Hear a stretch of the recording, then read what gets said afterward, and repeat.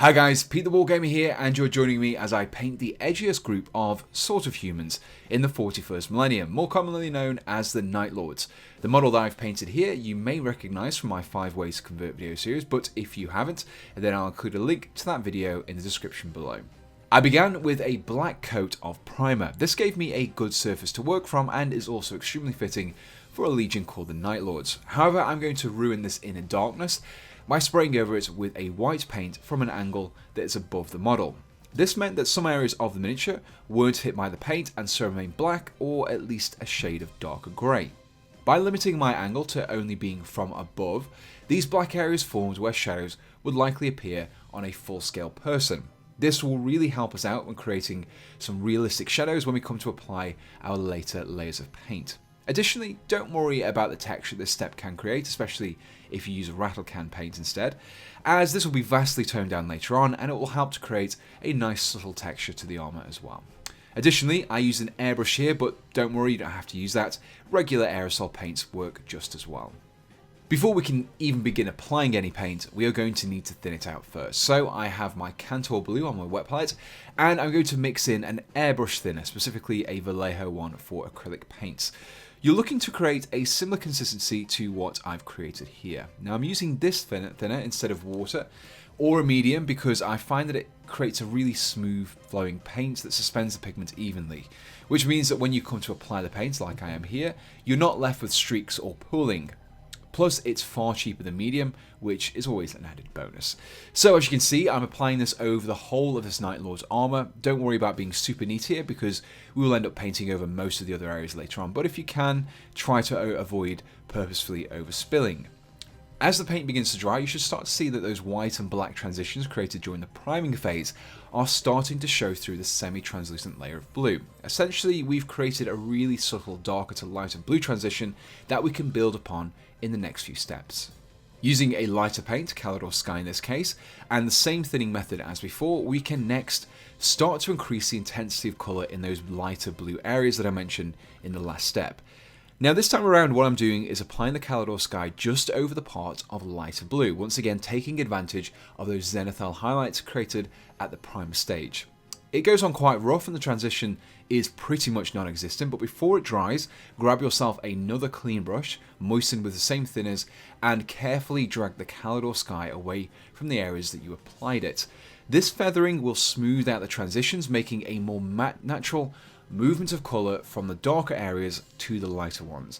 Repeat the step a couple more times and your resulting blue will be much more varied than before.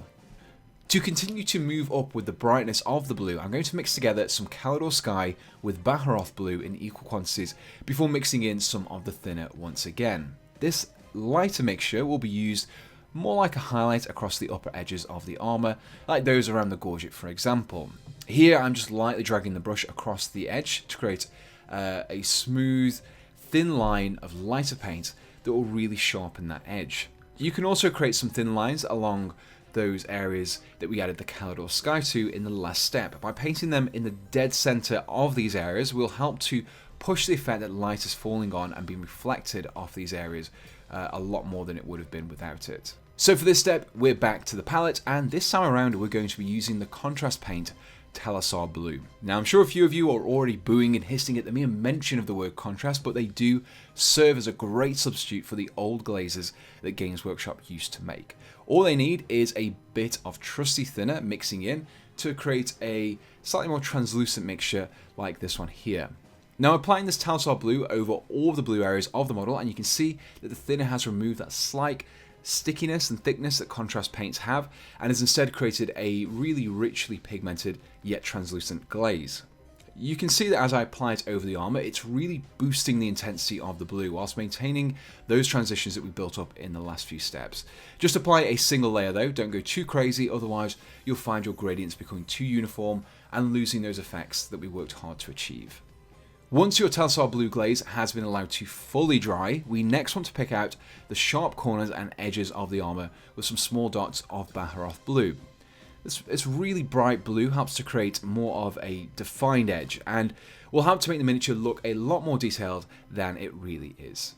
So now that we've finally finished the blue, we can begin painting the rest of the armour like the metal banding. Now I wanted to create that classic gold or brass banding that Night Lords use, but I wanted something a little more subdued. I didn't want the super bright and shiny gold taking away from that bright blue, which is why I'm starting to paint all of those golden coloured areas with a distinctly non-metallic golden paint, Rhinox Hide. Now I'm kind of borrowing that non-metallic metal techniques here, with this darker warm brown acting as the shadier recesses and the darker points of the reflection. You can also use this paint to base coat the areas of bone scattered across the model as well. With the Rhinox Hide base layer down, I'm next highlighting the edges of those areas with an actual metallic paint, Retributor Armour. This edge highlights aren't quite as neat as the blue ones that we applied earlier though, and what I want to do here is to apply some short lines running perpendicular from the edges and even create some small stippled patches in places. The randomness of application will result in a surface that appears to be ununiform and dented and damaged, essentially creating a texture where there is none already. Once you're finished, what you're left with is a more subtle and subdued gold finish that will be less of a contrast against the bright blue, with the added appearance of being a little bit more disheveled and battered. Following that same concept explored with the gold, I'll next be applying the very dark grey of Corvus Black to all of the silver metallic areas. I'm also using this paint to cover over areas that would be black, such as pipes and areas between the armour panels. Again, don't forget to mix in the thinner with all of your base coats like this one here. To give the non-metallic areas of very dark grey a little definition, I'll next be picking out their edges with some thin lines of Mechanicus standard grey. So to maintain that darkened steel effect, we will be highlighting the edges of the metal areas that we painted using the Corvus Black. Over areas such as the talons, if you paint on some small perpendicular lines to the edges of the blade, it will help to create the appearance of sharpness. Now I'm using lead balcher for this, as it's still quite a dark metallic colour and won't look too strange against the darker Corvus Black. So next we're going to be tackling the skin cloak, but before you do so, make sure you rinse out your brushes, because after using metallics, it's always best to do this, as it prevents any cross-contamination of the metal flakes into your other paints. Now, for these skin areas, such as the cloak and also the torso strapped to the backpack, we'll be approaching it in a way not too dissimilar to how we painted the armour, albeit with different colours. So begin with a base coat of thin Bugman's Glow to give us a good starting colour for the flesh. Over this, I then applied some Cadian Fleshtone, this time focusing only on the raised folds of the skin and leaving the darker Bugman's Glow as the shading in the recesses. Building up on the highlights started in the previous step, we can begin to pick out the more prominent folds with some thin lines of Kislev Flesh, which will help to finish the transition of shading from the dark Bugman's Glow through to the Cadian Fleshtone and finally this Kislev Flesh on the very lightest points. Finally, we can tie together all of those previous layers of skin colours by applying a glaze of Fire Slayer Flesh, much like we did with the Talassar Blue over the armour. Remember, just a single coat is all you need here, you don't want to apply too much, as you'll darken down that skin colour too much. For the bones of this Night Lord's Grizzly trophies and any other calcium-based armour detailing, we want to use some Rakarth Flesh, so I'll be using this particular paint in a very similar way to how we applied the Caledor Sky earlier on. So, mixing the paint with some thinner or medium, and then begin to apply the mixture over the areas of bone. By focusing the application on the more raised areas and leaving the deeper recesses as that darker base colour of Rhinox Hide, we'll create greater depth of detail without having to rely on washes. Next up, we have the red parts of the model, and these are going to be really fun to paint because they're going to contrast really nicely against the blue. Now, these areas include the wings on the helmet, as well as the red fleshy areas such as the inside of the cape or the exposed organs of our piggybacking corpse. To give these areas a nice rich red colour, I'll be starting them off with a layer of thinned Mephiston Red.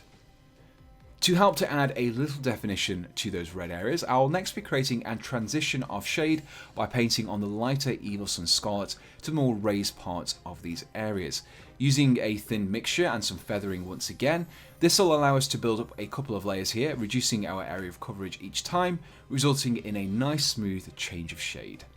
The leather belt and pouches around your Night Lord's waist can be painted with a base coat of Mournfang Brown. As these areas are often tucked away, you don't really need to worry about that highlight for this step. Simply applying a slightly thinner layer of the paint over the Zenithal shading will create a good amount of definition, and then applying a pure Mournfang Brown along those edges will create a decent enough leather appearance.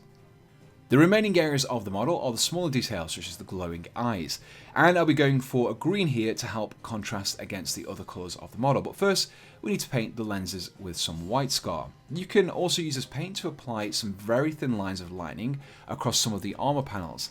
Thinning down your paint with thinners and using a fine brush here will really help you achieve more subtle lines of electricity. So over the top of your lenses, you can then apply some of the contrast paint Warp Lightning, even allowing it to spill out slightly over the eye sockets.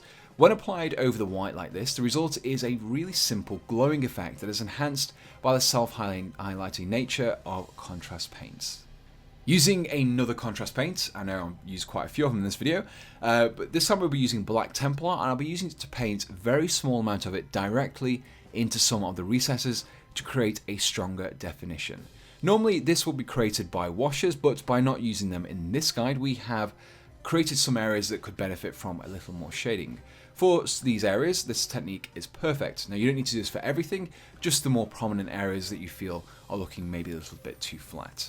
Finally, we really need to amp up that gory effect by painting on some blood for the Blood God over the Grizzly trophies and over the cape in targeted patches to create the look of blood spatters. So with your Night Lord completed, the only thing you need to do is to pick a basing scheme. I've just gone for a simple textured paint with a weathering powder over the top of it in this example. If you enjoyed this painting guide, then do let me know in the comments below. Additionally, if you wanted to know how I built this particular miniature, then you should check out my 5 ways to convert guide, which you can find a link to in the description below. And if you're looking to buy the paints using this video, then check out Firestorm Games using my affiliates link in the description below. I do a lot of work with those guys over on their channel, and you can pretty much pick up any wargaming related products on their site for a discounted price. Plus, if you follow that link below, then a little bit of money comes my way too, which I can put directly into producing these videos. Now before I go, let me say a big thank you to the guys who support me on Patreon. Your continued support in making these videos is amazing, and I really do appreciate every one of your help. If you'd like to help me out too, I've included my Patreon page in the description below, where you can donate to me from as little as $1 a month. And for anyone looking to chat about anything wargaming or anything not wargaming, then there is a Discord server which I've set up, and you can find a link kita that in the description below. And so the only thing left to say is, thanks for watching, and goodbye.